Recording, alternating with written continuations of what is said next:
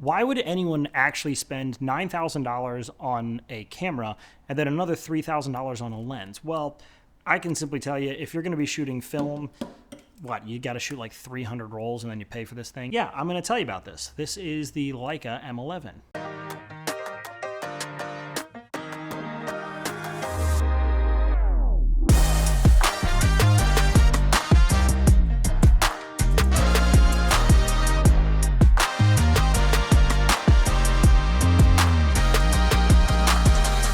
Yes, $9,000 for a camera that doesn't have autofocus.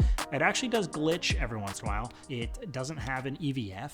It does have a back screen, but you have to manually focus everything. I already kind of said that. So you're talking about a $12,000 necklace that I use as an everyday carry and on for professional stuff.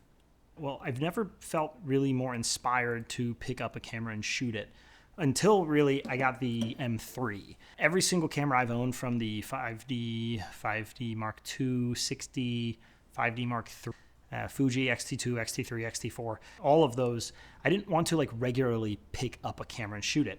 I got the M3 a couple years ago, I think like 2 years ago. It just made me want to shoot every single day. Downside was it's expensive for film, and also it doesn't have a light meter. It only has 50 millimeter range finder patches, or whatever you call it. So I wanted to get something digital. I really love how the M3 feels. I love the sound of the shutter. I mean, it's like one of those things where it doesn't translate over freaking video. But I just loved this thing. So I played with the M9 and the M10. You can see those videos wherever. After playing with those for a while, I had to get the M11. This does a lot of things that I just want in an everyday carry and professional camera. It looks beautiful. The design is awesome. It is, like I said, based off of the M3 from the 1950s. It's got all of the freaking view rangefinder patches or whatever that you can want. And it's beautiful, and the images are insane. I love having a beautiful camera because it makes you want to pick it up. And every single time I'm out and about, someone comments on it and they go, "Oh my gosh, is that a Leica?" I say, "Yup."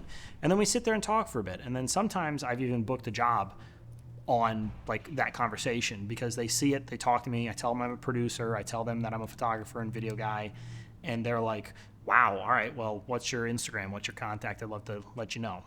So that's really cool. It's paying for itself in that way. You want to talk about autofocus, right? Because it doesn't have autofocus, and all of you are so obsessed with autofocus. My whole thought is, as mostly a video guy, growing up and becoming a video guy in the early 2010s, autofocus has never been that good. It just wasn't when I started shooting in like 2011-ish. And so I learned on manual focus for video. And then after shooting the M3 for a while, I just realized like, I don't need autofocus. Now, do I miss focus? Of course I do. However, who cares? In my opinion, it's like, if it's an image that's a little bit out of focus, I'm still going to deliver it because it's still a good image. I'm not printing things on billboard. It's just fun for me. You know, you're looking through the rangefinder, and when you get it, like, you know you got it. Like, literally you take it and you're like, "I got it." And people are like, "How do you know?" It's like, "Well, I was looking through the rangefinder." Duh. The image quality out of this is bonkers. I do think this is the best sensor I've ever worked with on a camera. Now, I'm not saying it's the best sensor. All you guys chill out. But it really does great. I love that you can overexpose it by a lot, and it still can recover the highlights. Unlike the M10, this thing, you can blow out highlights, or the highlights don't get blown out as easy. There we go. The M10, you're screwed if you blow out highlights. This, you can save highlights. It's really great. I don't know who actually made the sensor, but I hear rumors that it's Sony, or Fuji. I don't know, but who cares? I see some people in the community talk about how film is easier to autofocus than digital. I somewhat disagree with that. My thought process really is that film is easier to focus because it's so much softer and there's so much more texture. So like, you miss focus by a hair, it's fine.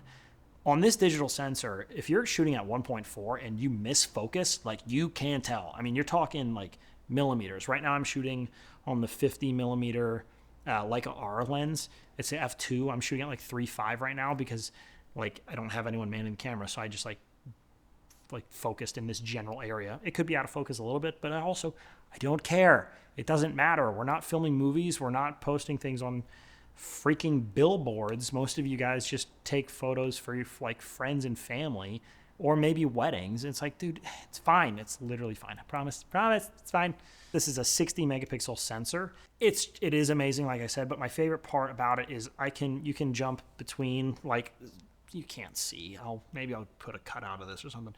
But just in an instance, you can go 18 megapixels, 36 megapixels, or 60 megapixels, and it doesn't crop in on the sensor. And it's great because I have this set to 18 megapixels almost all the time when I'm carrying it every single day with me.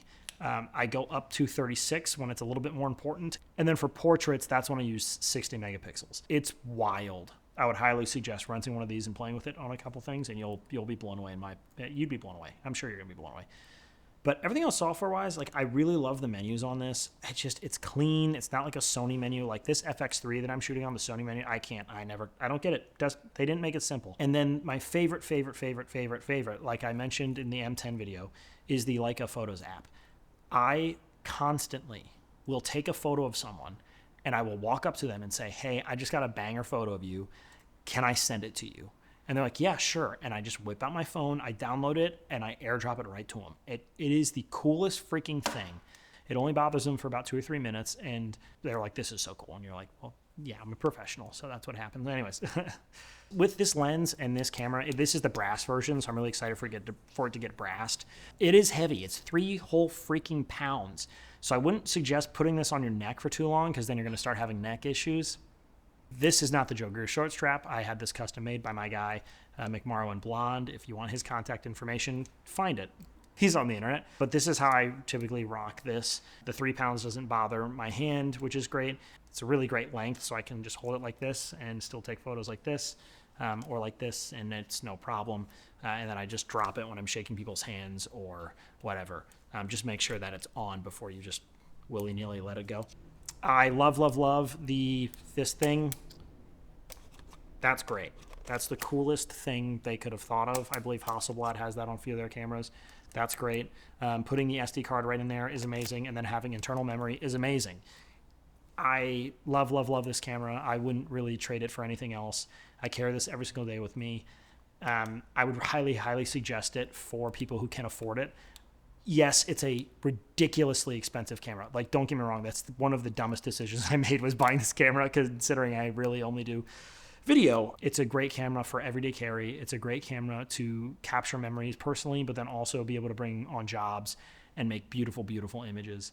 It being so small and being able to carry around everywhere. The battery life is insane. Some guys are gonna be like, what's the battery life? As a person who just wanted a camera to bring everywhere, as a person who really likes design, that's why I wear like nice clothes and I have a nice car. I like design. I like things that make you want to use it. And it's a tool. Ultimately, it's a tool. I'm going to beat the crap out of this thing. That's my goal. I want this thing to look used after a couple of years, because I believe it's a tool and I think it's worth it. Totally. Definitely raise up your pennies to get it. But I'd say if you don't want to afford this, get a Fuji, dude. Fuji cameras rock. They're amazing. They're great. Yeah, if I missed anything in that video, please let me know. If you want to hear anything else about the Leica M11, please leave it in the comments below. Like and subscribe. Do all that stuff. Yippee-ki-yay. All right. Peace.